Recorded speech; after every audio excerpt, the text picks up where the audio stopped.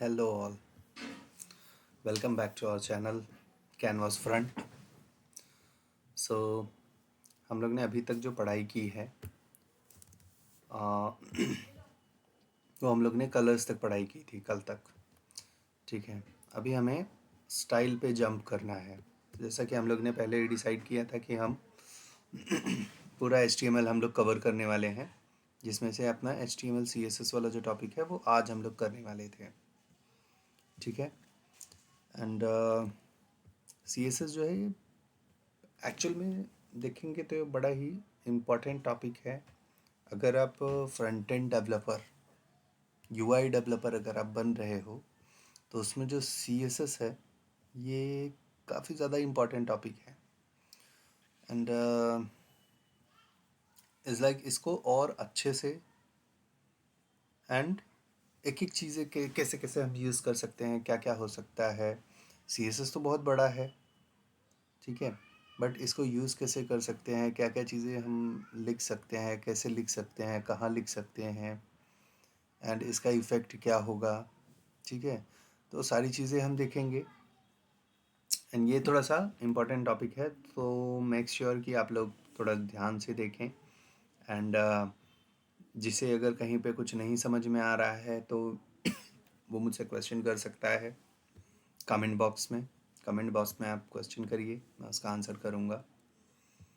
Okay, let's start the CSS and आप subscribe करिए, share करिए, ठीक है, कमेंट, लाइक, शेयर, सब्सक्राइब, वो सारी चीज़ें करिए और हम लोग पढ़ाई पे ध्यान देंगे। Okay, let's start the CSS. Then first question, what is the CSS? CSS is nothing but cascading style sheet. Cascading style sheet. It means normally हम लोग जो HTML लिखते हैं, मैं आपको कुछ एग्जांपल्स यहाँ पे दिखा दूँ।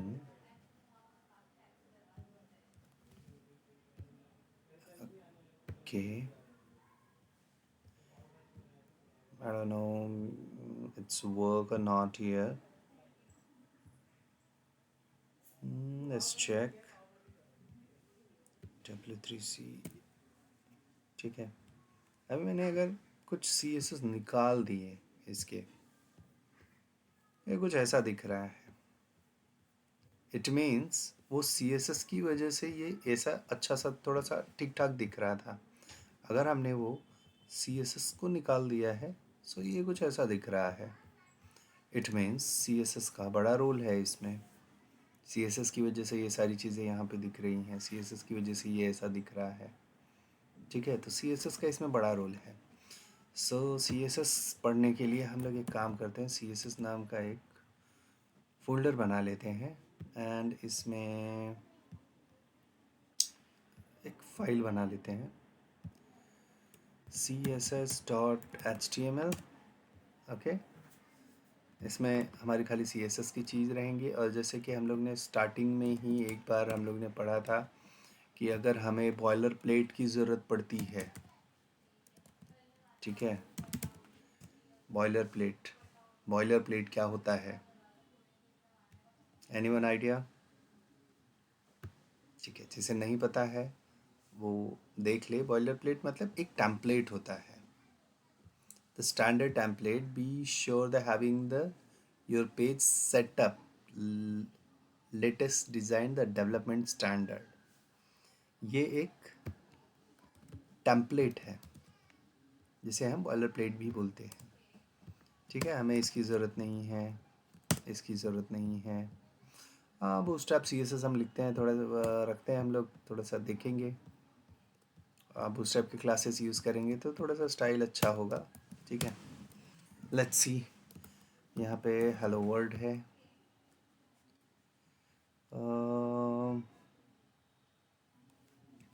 इसमें एक चीज़ अच्छा है कि आप इसको ओपन विथ लाइव सर्वर आप कर सकते हो। नहीं, अभी हमें कोई लेटेस्ट अपडेट नहीं चाहिए। ठीक है,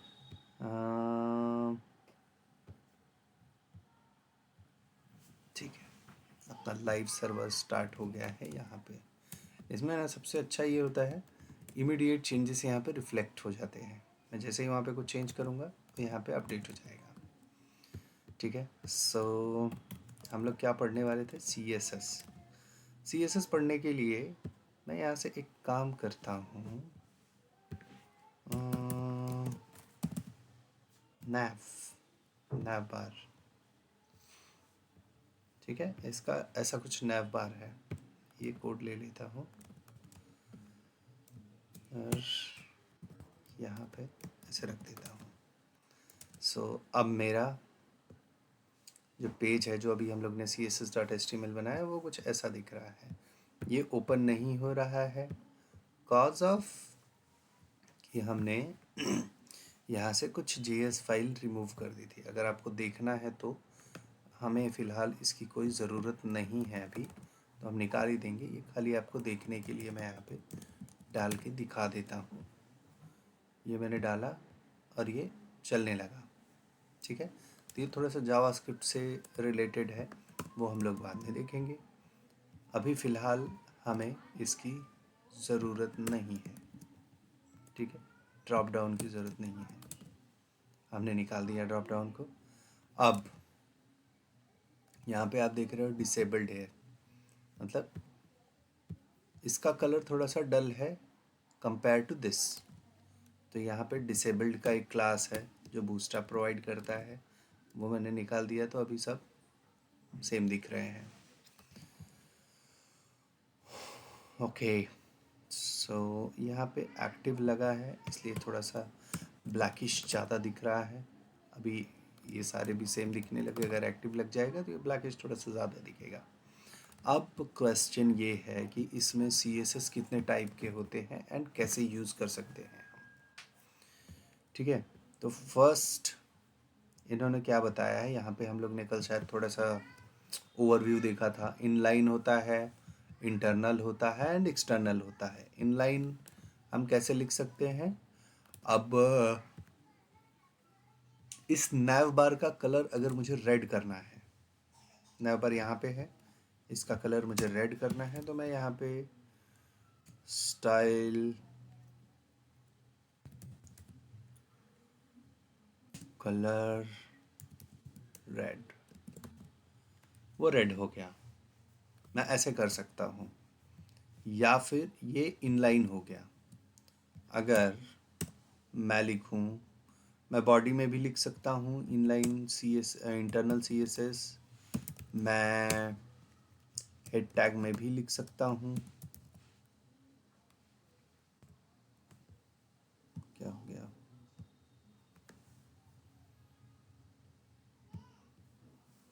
I don't know, system style. ठीक है, अब मैं अगर यहाँ पे लिखूँ font for the napper brand, this dot font size, let's see, 20 pixel.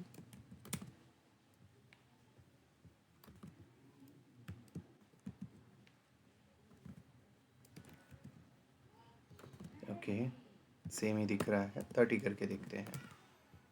ठीक है, अब ये बड़ा हो गया, मतलब मैं CSS यहाँ से भी अप्लाई कर सकता हूँ, मैं CSS यहाँ से भी अप्लाई कर सकता हूँ। अब एक और वे हम देखते हैं। ठीक है, मैं यहाँ पे style.css एक फ़ाइल बनाया मैंने, एंड इस फाइल में मैं लिख देता हूँ, ये क्लास मैंने लिया और इस क्लास में बैकग्राउंड कलर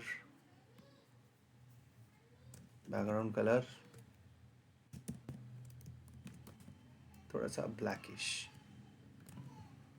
ओके, अब अगर आप देखोगे तो मैंने यहाँ पे ब्लैक लिख तो दिया है, थोड़ा सा ब्लैकिश, बट स्टिल ये अप्लाई नहीं हो रहा है। क्यों? काफ़ी लोगों को पता है क्यों। जिसे पता है वो मुझे बताए कि क्यों नहीं हो रहा है। हमें यहाँ पे एक लिंक देना पड़ेगा। अच्छा, ये VS अगर आप यूज़ करते हो ना, तो इसमें आप देखोगे तो सजेशंस आते हैं। अगर अभी मैंने खाली LIN लिखा तो वो मुझे बता रहा है कि शायद आप लिंक लिखना चाह रहे हो। लिंक पे मैंने क्लिक किया तो उसने बाकी की चीज़ें अपने आप ही दे दी हैं। रिलेशन एंड एचरेफ में क्या होगा, एचरेफ में मैं क्या ऐड करना चाहता हूँ, स्टाइल शीट। एक चीज़ आपको ये देखना है कि अभी ये स्टाइल शीट मैं यहाँ पे एक्सेस कर पा रहा हूँ डायरेक्टली, बट जब आप थोड़ा सा कॉर्पोरेट लेवल में जाओगे, ठीक है, अगर आप कॉर्पोरेट लेवल में जाओगे तो वहाँ पे एक CSS से काम नहीं होगा। ठीक है, एक CSS से काम नहीं होता। मे बी एक CSS आपको लेआउट के लिए, layout in it means header and footer के लिए, हेडर एंड फुटर के लिए मे बी एक CSS होगा, होम पेज के लिए एक CSS होगा, एंड उसके अन्य पेजेस के लिए अलग अलग CSS होंगे। मतलब ऐसा भी होता है। ठीक है, अब यहाँ पे देखो, जैसे ही मैंने ये स्टाइल कॉल किया, यहाँ पे ब्लैक कलर अप्लाइड हो गया। ठीक है, पहले हम स्टाइल के बारे में बात कर लेते हैं। स्टाइल मैंने लगा तो दिया, लेकिन अभी ये हमने कैसे, हमें डायरेक्ट फोल्डर में मिल गया है, बट ऐसा नहीं होगा। अगर आप कॉर्पोरेट में जाते हो तो कॉर्पोरेट में ऐसा नहीं होता। वहाँ पे एक CSS का आपको CSS का एक अलग से बकेट होगा ऐसे, और इसमें वो कहते हैं कि भाई आपका जो कॉमन CSS है, ठीक है, जो आपके कॉमन CSS हैं, वो CSS को आप इसके अंदर लिखो।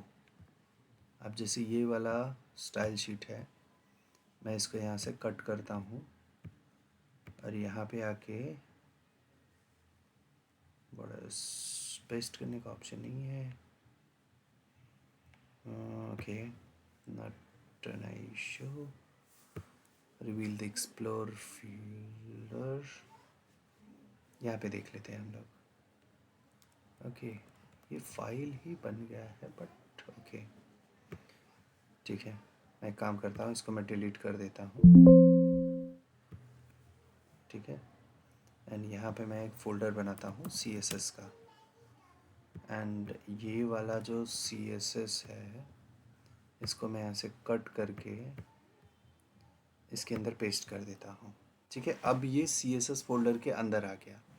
इट मीन्स आप अब अलग अलग CSS बना सकते हो। ये स्टाइल शीट मैंने बना दिया, तो आप इसको एज अ लेआउट यूज़ कर सकते हो, जिसमें आप हेडर फुडर का कोड खाली लिखोगे।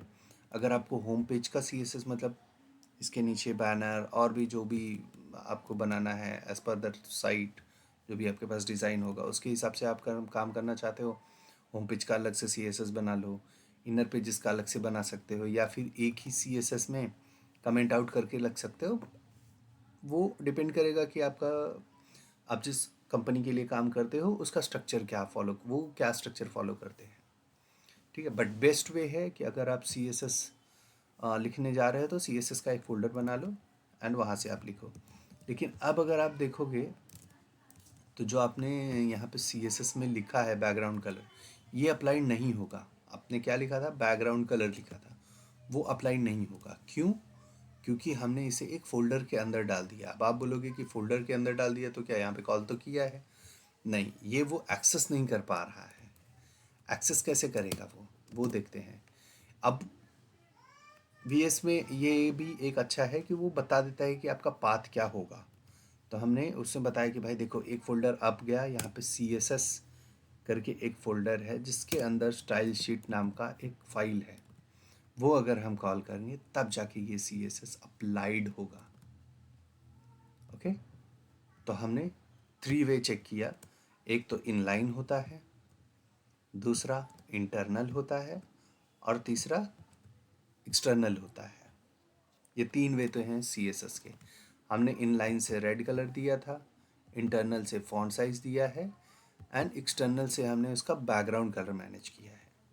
ठीक है, अब बात आती है कि प्रायोरिटी किसको मिलेगी। प्रायोरिटी किसको मिलेगी, इनलाइन को फर्स्ट प्रायोरिटी रहेगी, कि इंटरनल को फर्स्ट प्रायोरिटी रहेगी, या फिर एक्सटर्नल को फर्स्ट प्रायोरिटी रहेगी। ये हमने हमारे एक वीडियो में डिस्कस किया था, लास्ट टू लास्ट वीडियो में समथिंग हम लोग ने डिस्कस किया था कि प्रायोरिटी किसे होगी एंड यूज़ क्या करना चाहिए हमें हमें ये तीनों में से यूज़ क्या करना चाहिए। ठीक है, सो फर्स्ट प्रायोरिटी जो है वो इनलाइन को रहती है हमेशा। फर्स्ट प्रायोरिटी इनलाइन को रहती है, सेकेंड प्रायोरिटी इंटरनल को रहती है and the last priority external को रहती है। बट हमें यूज़ क्या करना चाहिए? यूज़ हमें हमेशा एक्सटर्नल ही करना चाहिए। इंटरनल एंड इनलाइन हम लोग सम टाइम टेस्टिंग पर्पस के लिए हम यूज़ कर सकते हैं। ठीक है, लेकिन आपको जो CSS लिखना है वो हमेशा आपको एक्सटर्नल CSS ही लिखना है, लिंक फाइल में ही आपको लिखना है। आप ऐसे CSS यूज़ नहीं करो गुड प्रैक्टिस के लिए। ठीक है, आपको जो भी CSS लिखना है आप एक्सटर्नल जो आपका लिंक है आप उसमें लिख सकते हो। अभी यहाँ पे बैकग्राउंड कलर, ठीक है, मैंने यहाँ पे कलर ग्रीन दे दिया, font size 22,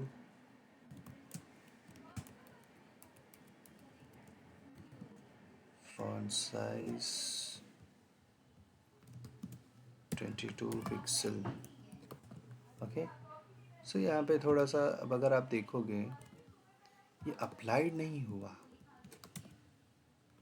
yes, there was something interesting कि ये अप्लाइड नहीं हुआ।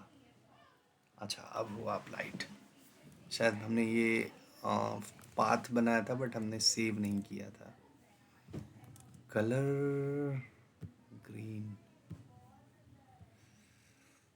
अच्छा यहाँ पे ब्लैक नैव बार से आ रहा है। ओके ओके, ठीक है, तो अगर आपको ओवरराइट करना है तो आप यहाँ पे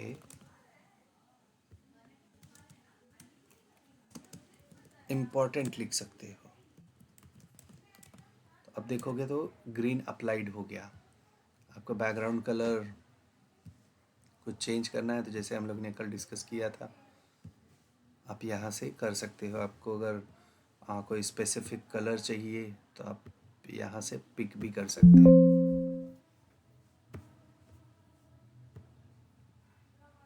यहाँ से मैंने पिक कर लिया।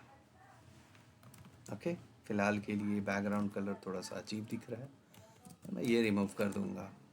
ये खाली हमें अंडरस्टैंडिंग के लिए है कि हम कैसे कैसे क्या क्या चीज़ें कर सकते हैं।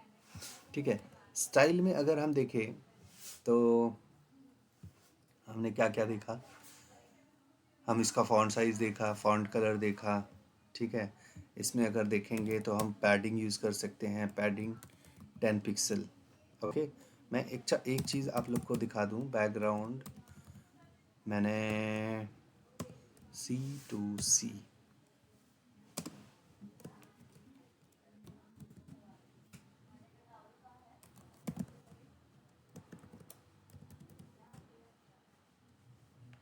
अच्छा ऊपर लग रहा है इसके लिए वो ओवरराइड कर रहा है, sorry. C2C, why it's not applied to, I don't know, let's check. Background to C2, okay, ये अप्लाइड हो गया। CCC, ठीक है। अब अगर मैं इसमें पैडिंग 4 पिक्सल का देता हूँ तो क्या हुआ? ठीक है, अगर मैंने इस एंकर को 4 पिक्सल का पैडिंग दिया तो क्या हुआ? तो यहाँ पे डिस्प्ले ब्लॉक कर देता हूँ तो थोड़ा आपको और भी अंडरस्टैंडिंग होगी। यहाँ पे आप देखोगे ना तो नैव बार के आजू बाजू में ग्रीन कलर की एक लाइन दिखेगी। अगर मैं इस पर होवर करूँगा तो वो उसका पैडिंग हो गया। अगर मैं इसको मार्जिन 5 पिक्सल देता हूँ तो आप देखोगे एक येलो कलर की लाइन बन गई है, तो उसकी मार्जिन हो गई। मार्जिन इट मीन्स मार्जिन हमेशा बाहर की तरफ हमें स्पेस देता है एंड पैडिंग हमेशा अंदर की तरफ स्पेस देता है। अगर आपको और क्लियरिटी चाहिए तो यहाँ पे आप देख सकते हो कि मार्जिन हमेशा बाहर के तरफ हमें स्पेस देता है, एंड पैडिंग अंदर के तरफ स्पेस देता है, और बॉर्डर ये दोनों के बीच का एक लाइन होता है। और क्लियर करूं तो अगर आप देखो यहाँ पे स्टाइल में, अगर मैं बोलूं border solid 1 pixel, which colour, hash, या फिर रेड ले लेते हैं। ठीक है, अब अगर मैं इस पे होवर करूँ तो उस बॉर्डर के बाहर मार्जिन है, उस बॉर्डर के अंदर पैडिंग है। जैसे हम लोग ने यहाँ पे कंप्यूटेड में चेक किया, मार्जिन बाहर का एरिया है, बॉर्डर मार्जिन के बाद का एरिया है, और बॉर्डर के बाद पैडिंग है। ओके, ये मार्जिन, पैडिंग एंड बॉर्डर क्या है, ये आई थिंक आप लोग अच्छे से समझ गए होंगे। ओके, मैं इतनी चीज़ें इसमें कर सकता हूँ, आप इसमें इतनी चीज़ें कर सकते हैं, और भी काफ़ी कुछ है। ठीक है, और भी काफ़ी कुछ है। ठीक है, थोड़ा सा टॉपिक वाइज देखते हैं। इन्होंने देखो इनलाइन यूज़ किया है ब्लू, जैसे हम लोग ने इनलाइन यूज़ किया था। इन्होंने इंटरनल कलर कुछ यूज़ किए हैं। आप ये थोड़ा सा यहाँ पे प्रैक्टिस भी कर सकते हो। इन्होंने पूरे बॉडी को एक कलर अप्लाई कर दिया है। ठीक है, अगर मैं आई डोंट नो, ये कोई कलर नहीं होता। मुझे कलर का थोड़ा नॉलेज कम है, आई एम वेरी फ्रैंक, मुझे थोड़ा सा कलर का नॉलेज कम है। सो आप मुझे बता सकते हो कि क्या कलर, क्या हो गया, इसको यूज़ कर सकते हैं।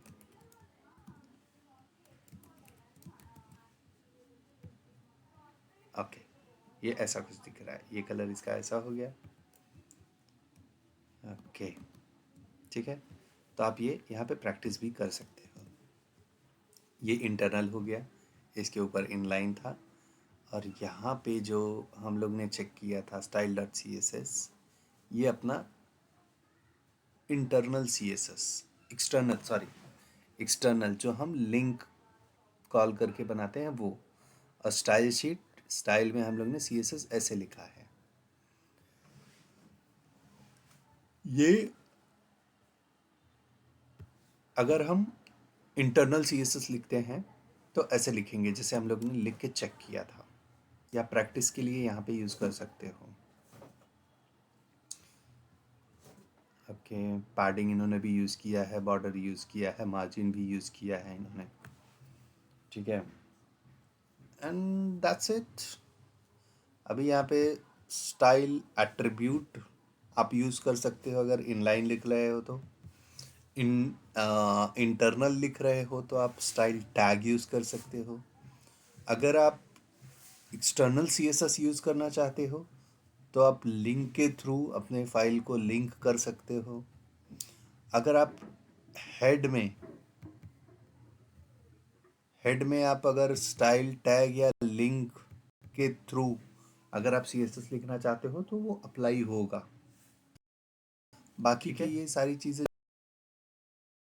इंटरनल या एक्सटर्नल, ये आप इनलाइन इंटरनल किसी भी केस में आप यूज़ कर सकते हो।